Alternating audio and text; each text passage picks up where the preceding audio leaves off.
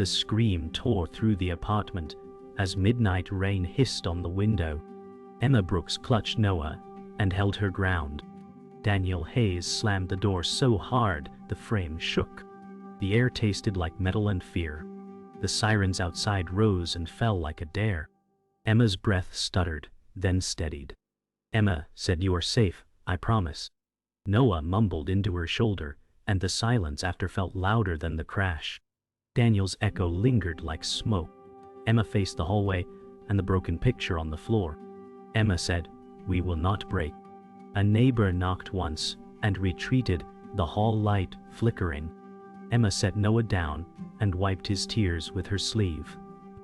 Emma said, "Tonight, we start over." The room held its breath as the rain softened, and the city listened. Dawn pressed through thin curtains, and the apartment smelled like wet asphalt and coffee. Emma stacked the bills and made 2 columns, one for now, and one for later. Noah watched the kettle and hugged a stuffed bear. Emma said, "Today we breathe, then we plan." The phone buzzed, and Daniel's name glared like a warning. Emma let it ring out. Emma said, "Not now." The silence after the buzz felt like a door held shut. Noah asked about breakfast in a whisper. Emma said, "Pancakes, if we are brave." She measured flour with careful hands that did not shake. The skillet warmed, and the day opened a crack, thin but real. Outside, the street wore last night's rain like a secret. Emma walked Noah to the school gate, counting steps to steady her mind. Emma said, "You will have a good day." Noah nodded, eyes searching hers. A car door slammed far away, and the sound tightened her chest. Emma said, "I am right here." The bell chimed bright and ordinary. A teacher waved, and the world pretended to be simple. Noah said, "See you later, Mom." Emma knelt, tied a loose lace, and smiled like it was easy. She watched him go until the crowd folded him from sight. Emma stepped into the elevator at work and hid her shake in a breath. The lobby smelled like toner and lemon cleaner. Maya Patel met her with a look that knew too much. Maya said, "You okay?" Emma said, "I will be." They walked past glass walls that reflected versions of them braver than they felt. Emails waited like storms. Emma said, "I need a list and a miracle." Maya smirked and pushed coffee across the desk. Maya said, "Start with the list." Emma opened a fresh document and typed one true line. Emma said, "Protect Noah." Everything else would follow. The afternoon slipped toward rain again, and the sky lowered like a thought. Emma waited outside the school and rehearsed what strength should sound like. Daniel's text arrived, sharp and clipped. Emma said, "Enough."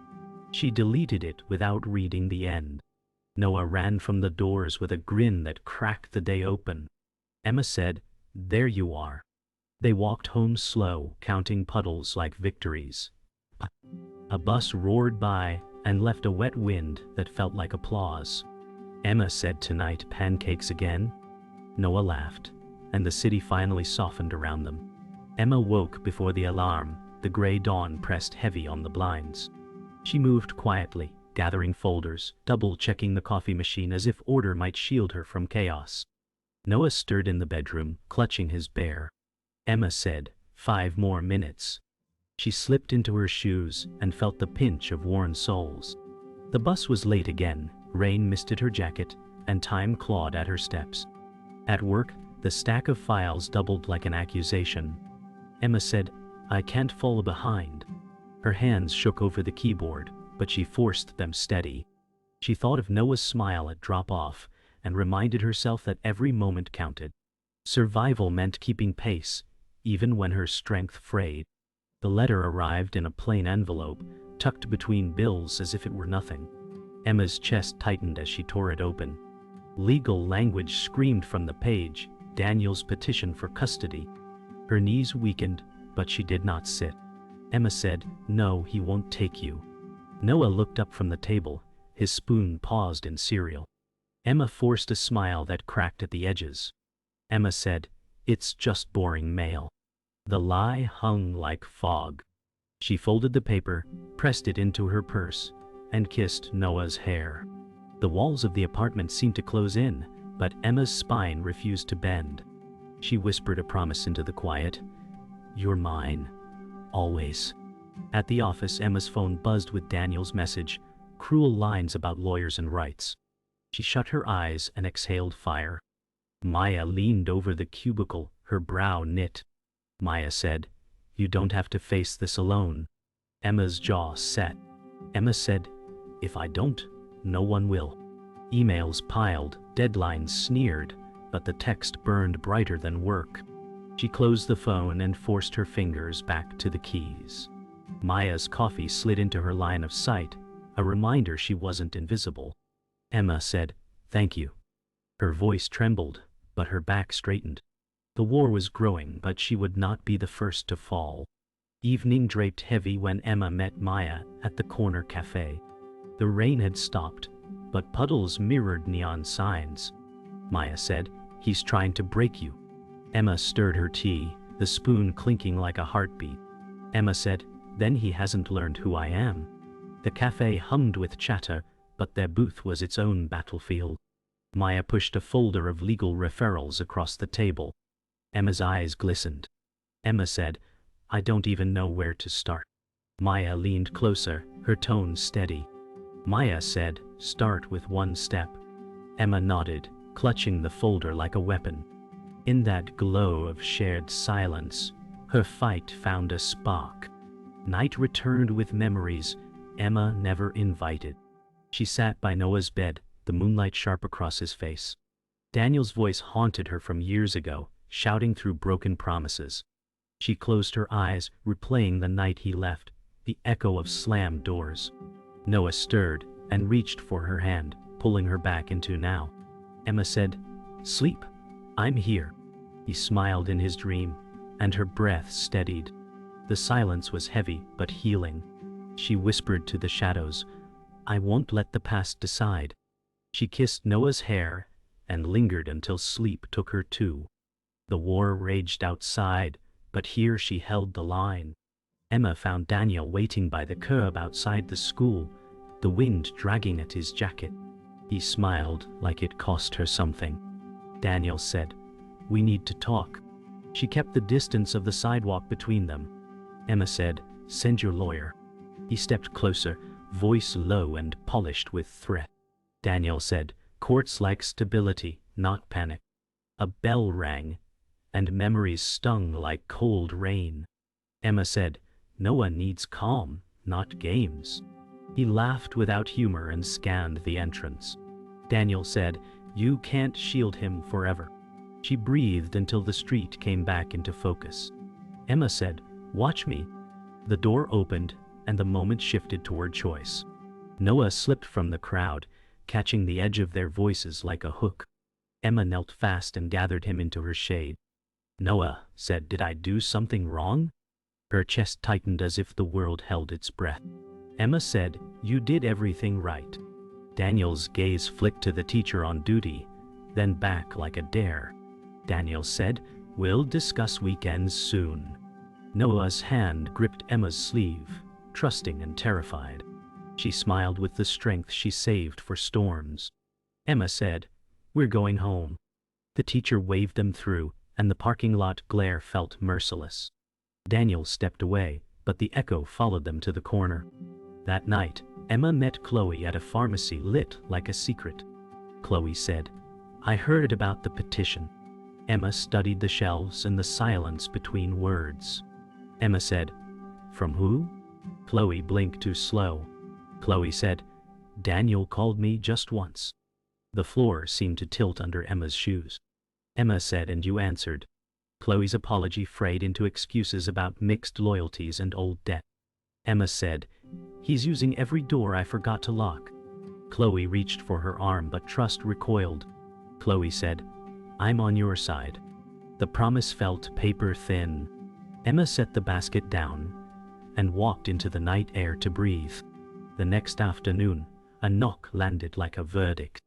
Rachel Torres stood with a clipboard and a calm that measured rooms. Rachel said, "I'm here for a home visit." Emma opened the door to the truth of their life. Clean dishes drying, a drawing taped crooked, a lamp repaired with care. Emma said, "Please come in."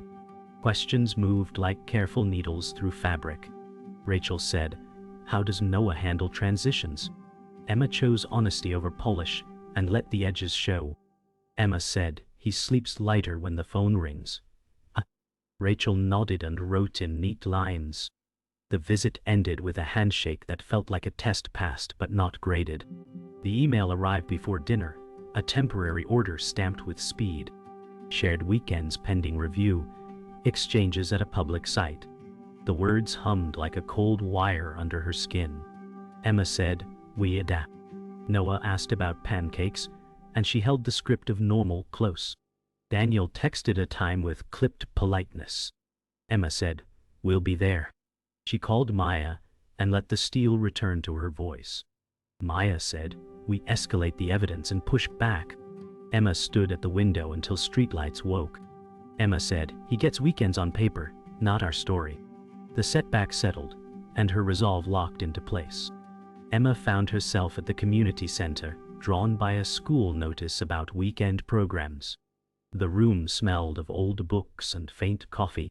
Mark Lewis leaned against a table, sorting flyers with a smile that seemed too easy for the heavy air she carried. He said, "You must be Noah's mom." Emma nodded, suspicious of warmth that arrived without warning. Emma said, "I don't usually stay long." Mark handed her a pamphlet, his eyes kind but steady. Mark said, "Sometimes staying is what makes it easier." She felt the weight of Daniel's threats still pressing, but this stranger's calm cracked a space she hadn't planned to open. Emma said, "We'll see." The weekend came, and Noah joined a drawing class while Emma lingered by the door. Mark appeared with 2 coffees, setting one near her without asking. Emma said, "You don't know how I take it." Mark grinned. Mark said, "Safe bet is strong and unpretentious." She laughed despite herself, a sound she hadn't heard in months. The children's laughter echoed through the room, and for a moment, the world seemed wider than battles in courtrooms. Emma said, "You make it look easy." Mark shook his head. Mark said, "Not easy, just worth it." Her guard bent, but it did not break. Emma sat across from Mark at a diner booth later that week. The neon hum painted red across the tabletop, plates half full. He asked about Noah's favorite games, and she found herself answering more than she planned. Emma said, "He dreams in colors I don't even see." Mark listened, not filling the pauses. He said, "That comes from you." The compliment slipped past her defenses, landing where trust had long been locked. She stirred her coffee, needing the noise of the spoon. Emma said, "I don't know how to let anyone in." His reply was soft. Mark said, "You already did." Emma's relief cracked when Chloe showed up at her door with eyes too nervous to hide. Chloe said, "I talked to Daniel again." Emma's pulse hit her throat. Emma said, "Why?" Chloe stammered about pressure, about debts only Daniel knew how to use. Emma said, "You opened the door for him." Anger rose like fire, but cooled into resolve. Chloe's apology fluttered useless. Chloe said, "I never meant to hurt you." Emma closed the gap with steady words. Emma said, "Meaning doesn't erase damage." The friendship they had leaned on now balanced on a knife's edge. That night, Noah curled beside Emma, whispering the question she dreaded. Noah said, "Do I have to live with Dad?" The room froze, walls shrinking to the space between them. Emma brushed his hair back, forcing calm. Emma said, "You live with me. That won't change." His eyes brimmed with a fear far older than his years. She held him tighter, anchoring both of them. Outside a siren wailed, but inside she whispered a truth built on steel. Emma said, "No one can take away what we've built." He drifted into sleep while she stared at the ceiling, her vow heavier than any law. Emma unearthed a box from the closet, dust thick on its lid, the cardboard sagging with forgotten weight. Inside lay letters written in a younger hand, words she had buried. Emma said, "I swore I'd never read these again." Noah peeked around the door, wide-eyed at the stack. Emma said, "These are from a time before you." One envelope slipped open, revealing Daniel's promises, now brittle with lies. She felt her chest tighten, shame mixing with anger. She whispered, "I thought love could save us." Noah asked, "Did it?" Emma pulled him close and said, "No, but you saved me." The past rattled in the open box, daring her to face it. A knock startled Emma, breaking the spell of memory. On the other side stood Sarah Miller, her estranged sister, holding a bag and a hesitant smile. Sarah said, "It's been too long." Emma froze, old hurt pulling sharper than any court order. Emma said, "Why now?" Sarah's eyes flickered with regret. Sarah said, "Because I heard you needed someone, and I can't stay silent anymore." Noah ran forward, hugging the stranger he only knew from stories. Emma's heart cracked at the sight, torn between relief and distrust. Emma said, "If you're here, it better be for real." Over mugs of tea at the kitchen table, silence stretched before breaking. Sarah said, "I should have been here when everything fell apart." Emma studied her sister's tired face, hearing echoes of their childhood. Emma said, "You weren't, and it nearly broke me." Sarah leaned forward, voice rough with guilt. Sarah said, "I thought distance would protect us both." Emma's laugh was bitter. Emma said, "Distance just left me alone." Noah drew pictures at the table's edge, glancing between them like a witness to something sacred. Sarah whispered, "Let me help now." Emma didn't answer, but her silence was softer than before. Emma stood by the window as Sarah unfolded a secret. Sarah said, "I stayed away because Daniel threatened me too." The words cut deeper than Emma expected, rewiring every old wound. Emma said, "You let him decide for you." Sarah's tears glistened in the faint light. Sarah said, "I was scared, but I watched from afar. I never stopped caring." Emma turned, anger and compassion colliding inside her. Emma said, "If you want to stand with me now, prove it in the courtroom, not just here." Sarah nodded, resolve hardening through the guilt. The past shifted, heavy but no longer immovable.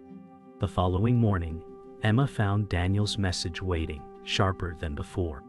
He said weekends weren't enough. He wanted Noah full-time. Her pulse roared, but she steadied herself, turning towards Sarah. Emma said, "If you meant what you said, now is the moment." Sarah's eyes lit with determination, fear folding into courage.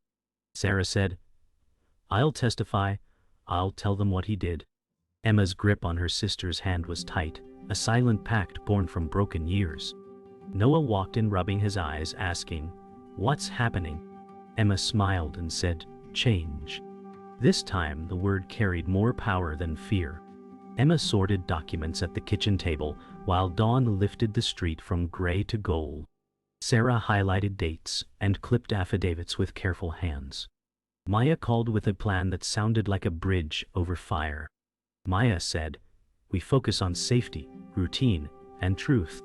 Emma nodded and pressed her palm to the folder like it could steady the earth. Noah drew a rocket on a sticky note and tucked it into her bag. Noah said, "This is for luck."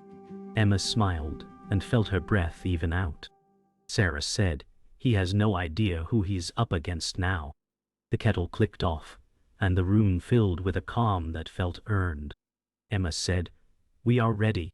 Courthouse loomed with columns that swallowed sound. In the hallway, Rachel reviewed her notes with measured calm. Rachel said, "Answer plainly and breathe." Mark appeared with a thermos and a quiet nod. Mark said, "You've got this." Daniel arrived with his lawyer, expression polished to stone. He did not meet her eyes. Emma said, "We keep to facts." The bailiff opened the door, and the room's chill folded over them. The clock ticked like a metronome for courage. Emma took her seat and straightened the edges of a notepad until they aligned with her resolve. Proceedings began under the steady gaze of Judge Park. Daniel's lawyer painted a tidy story of stability and opportunity. He spoke of schedules Daniel rarely kept and calm Daniel rarely offered. Emma felt old echoes rise but kept her face still. Judge Park said, "We will focus on evidence." Rachel testified first, describing routines that kept a child steady. Rachel said, "Consistency reduces distress." Daniel lifted his chin as if truth could be outmaneuvered. Emma gripped her pen and counted heartbeats. Maya texted a single word from the gallery. Maya wrote, "Anchor." Emma inhaled and let the words settle like ballast. Cross-examination, cut with clean edges. Daniel claimed late pickups belonged to traffic, not choice. Emails showed otherwise. Emma passed exhibits to counsel with hands that did not shake. Judge Park said, "The record will reflect the documented times." Daniel's jaw tightened as photographs mapped quiet nights at home and the gentle order Emma built. Sarah took the stand and told the room how threats traveled like shadows. Sarah said, "He used fear to keep us apart." The words landed hard and true. Silence pooled, respectful and heavy. Emma felt a door unlatch inside her chest. Emma took the stand and let the room shrink to a path of clear steps. She described mornings that began before light and dinners that ended with stories and breath steadying. Emma said, "He is safe with me." She did not dress pain in poetry. She offered it plain and measurable. She spoke of routines, school notes, and nights when storms rattled the window but not their bond. Daniel's lawyer pressed about anger and fear. Emma said, "I chose boundaries, not rage." The courtroom held still as truth chose its shape. Judge Park's eyes softened by a degree only courage could earn. Emma exhaled and did not tremble. The courtroom hushed as Judge Park delivered the ruling. Words fell steady, measured, final.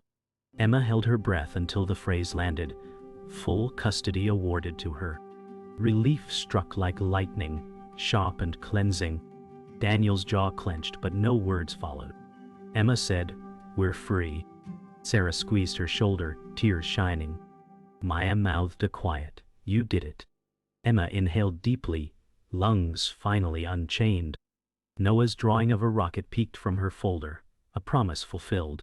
The gavel struck, and with it, the war ended. Silence swelled, but this time, it was victory's silence, not fear's. Outside the courthouse, the sun broke through clouds like a curtain pulled wide. Emma lifted her face to the light, letting warmth replace cold battles. Reporters lingered, voices sharp, but she kept Noah's name guarded. Sarah said, "This is the start, not the end."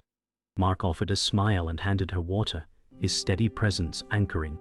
Emma said, "For the first time I believe that." Daniel walked past without a word, his shadow shrinking into the city noise. The courthouse doors closed behind her, not as chains but as release. At home, Emma sat by the window. The city hums softer now. Bills still lined the counter, but they no longer roared. She touched Noah's rocket drawing taped to the fridge and smiled. Emma said, "We made it." Sarah unpacked a suitcase in the spare room, laughter echoing faintly as memories began to stitch. Maya texted encouragement that glowed warmly on Emma's phone. Noah built towers with blocks, calling her over to see. She knelt, letting her hands steady the walls with his. Emma said, "Stronger now." For the first time in years, the word felt true. Later that night, Noah curled against Emma on the couch, blanket wrapped around them. He whispered, "Are we safe now?" Emma kissed his hair and said, "Yes, we are safe." His breathing slowed into sleep, small hand gripping hers. Sarah watched from the doorway, her eyes soft with quiet pride. Emma closed her eyes, not in exhaustion but in peace. Outside, sirens moved distant, no longer threats but background noise. For the first time, safety was not a dream but a room she could touch. She whispered again, steady and sure, "You are home." The final morning dawned with quiet promise. Emma stood by Noah's bedroom door, hand resting on the frame. She whispered, "We'll be okay." He stirred, smiling in sleep, innocence unbroken. She walked to the kitchen, poured coffee, and watched the sunrise paint the city gold. Emma said, "We're stronger now, and will never stop fighting." The words were not armor but truth. The road ahead was still uncertain, but it was theirs, unclaimed by fear. She let a real smile bloom across her face, the kind that held no disguise. The house breathed steady, and the day opened wide.